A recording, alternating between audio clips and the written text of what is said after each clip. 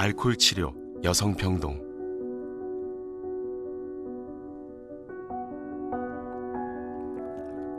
일 년 9개월째 이곳에서 단주 치료를 하고 있는 31살의 이혜진 씨. 지난 9년간 단주 실패를 반복하며 한창의 나이에 병원 신세를 지고 있습니다. 술을 언제부터 드시게? 제가 대학교 3학년 때부터, 그러니까 한 22살 때부터 술 문제가 나타나기 시작했어요. 제가 기숙사 생활을 하는데 학교 근처에서 혼자 팩소주를 마셔봤는데 그때 너무 기분이 너무 좋고 황홀하고 그런 느낌이 딱 들었던 거예요. 야, 마셔. 비었어. 자, 건배하자. 건배! 술이 가져다준 새로운 세상은 그녀의 삶을 바꿔놨는데요. 처음에는 사람 관계 때문에 이제 스트레스 받아서 마시게 된 건데 계속 더 많이 마시게 되고 더 이제 그 마시는 그 간격도 짧아지니까 안 마시면 미쳐버릴 것 같아서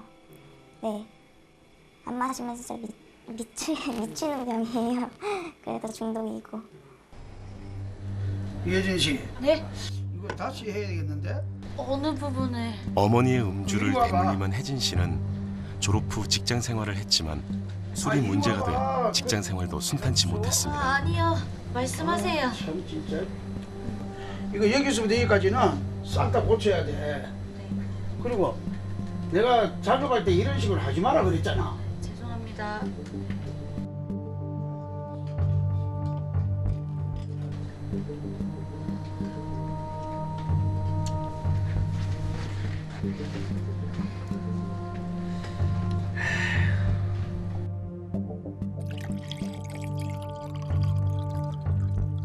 단 1시간도 술 없이는 살 수 없는 지경에 이르자 직장을 가리지 않고 상상할 수 없는 방법을 다 동원해 술을 마셨다는데요.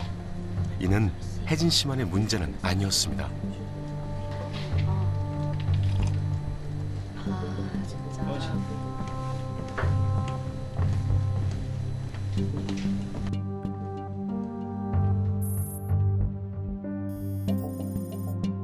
최근 고위험 음주자들 중 여성의 수가 지속적으로 증가하고 있습니다. 손떨림 증상이라든지 아니면 환청이 들리고 막 음악 소리가 들리고 술을 사오려고 밖에 나가면 뒤에서 계속 누가 쫓아와서 나를 칼로 찔러 죽일 것 같은 그런 느낌. 그리고 하늘에서 건물에서 누가 벽돌 던져가지고 저를 이제 머리를 맞춰서 죽일 것 같은 그런 느낌? 아, 내가 이러다가 진짜 정신병자 되는 거 아닐까 그런 두려움도 있었어요. 술 문제로 어머니와의 심각한 갈등이 시작되었는데요. 딸의 음주를 말릴 수 없었던 어머니는 극단적인 선택까지 했습니다.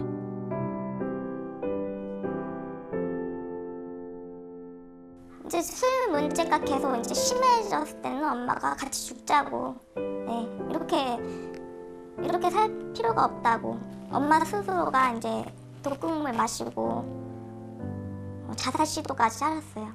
엄마가, 제가 아니라 엄마가. 저는 응급차를 불러서 엄마를 응급실에 모셔다 드리고 저는 다시 술 마시러 나갔어요. 엄마 응급실에 있는데. 왜 그런 거예요? 술이 먹고 싶으니까. 병원에서 받을 수 있는 치료는 다 받았지만 자신을 믿지 못해 혜진 씨는 병원 문을 나서지 못하고 있습니다. 알코올 중독이란 병을 가진 사람들은 단주를 20년, 30년 했다 하더라도 그래서 하루하루 항상 조심하면서 살아야 돼요. 저도 이제 이 인터뷰가 끝나고 밖에 나가서 어떻게 될지 몰라요. 어떻게 될지 모르는데 근데 그렇게 이제 안 마실 수 있는 힘을 기르기 위해서 그 상황 대처나 그런 방법을 지금 잘 배우고 있는 중이죠, 병원에서. 우리나라는 매일 13명이 음주로 사망하고 있습니다. 대학생 5명 중에 1명이 고위험 음주군에 속한다는 보고가 있습니다. 실제로 우리나라 20대들의 음주 습관을 알아보기 위해 간단한 설문조사를 했습니다. 조사 결과 절반 이상이 고위험 음주군이었으나 술에 대한 경각심이 없었습니다. 평소에 그럼 술을 좀 좋아하시는 편인가요? 아니면 자주 마시는 편이세요? 네, 일주일에 한 4번 정도는 마시는 것 같아요. 너 주사가 많아라고 좀 지적을 받은 적이 있을까요 혹시? 네, 좀 줄이라는 사람이 좀 많았던 것 같습니다. 음주 문화라는 게 이렇게 나쁘다고는 생각 안 하고 이렇게 자기 조절을 하면서 마신다면은 음주 문화도 괜찮은 술 문화가 되지 않을까 싶습니다. 지금 설문조사 해보니까 몇 점이 나왔어요? 26점이요. 26점이요? 근데 술이라는 게 나쁘다고 생각하지 않거든요. 그래서 저는 그냥 좋다고 생각해요. 괜찮다고 생각해요. 술 광고는 톱스타들이 등장해 술이 마치 깨끗하고 좋다는 이미지를 계속 심어주고 있습니다. 외국들이 아이돌 스타, 그다음에 유명 영화배우, 유명 스포츠 스타는 자체 규정을 통해서 광고에 출연할 수 없다라고 해놨어요. 자기들 스스로. 내놓고 얘들아 이거 먹어라 이렇게 얘기하는 셈이거든요. 그러니까 주류회사에 아예 기본적인 최소한의 윤리의식, 도덕의식 없다고 보는 거죠. 우리나라 지금 이제 만약에 주류 광고를 한다 그러면 우리나라는 이제 밤 10시 이후에만 음주에 대한 그러니까 술 광고가 나오게 돼 있습니다. 그런데 프랑스 같은 경우는 전면 금지입니다. 그리고 영국도 금지입니다. 뿐만 아니라 만약에 광고가 나온다 하더라도 시음하는 장면, 그러니까 술을 마시는 장면은 절대 금지입니다. 특히 술을 마시고 우리나라처럼 뭐 캬 하는 발음을 낸다든지 그런 거는 아예 있을 수가 없습니다.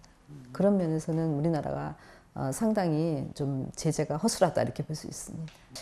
시청자위원회라든지 이런 감시 기능이 좀 떨어지는 것 같습니다. 그래서 음주 장면이 더 많이 나오고 또 음주 장면이 좀 지나친 음주 장면이 더 많이 묘사되는 경우가 이제 시청률 때문에 그런지 더 많습니다. 그래서 왜 일부 어떤 연예인이 소주로 뭐 트리도 만들고 소주병으로 뭐 여러 가지 소주로 인한 여러 가지 퍼포먼스를 많이 하지 않습니까? 그런 것들 사실 청소년들도 많이 보는 방송인데 거기에 대한 경고는 이미 충분히 좀 내려야 되고 또 경고 이후에는 다시는 이제 그런 방송이 좀 안 나왔으면 좋겠는데 여전히 뭐 술 먹고 하는 방송이 뭐 음주 방송이 대세니까 그 부분은 좀 시민들도 좀 이제는 인식을 좀 가지시고 그 부분에 있어서는 좀 방송사에 강력하게 시민들도 조금 지적을 해주셨으면 더 좋겠습니다. 전문가들은 술 가격 정책도 대한민국을 만취 상태로 몰아가고 있다고 지적합니다.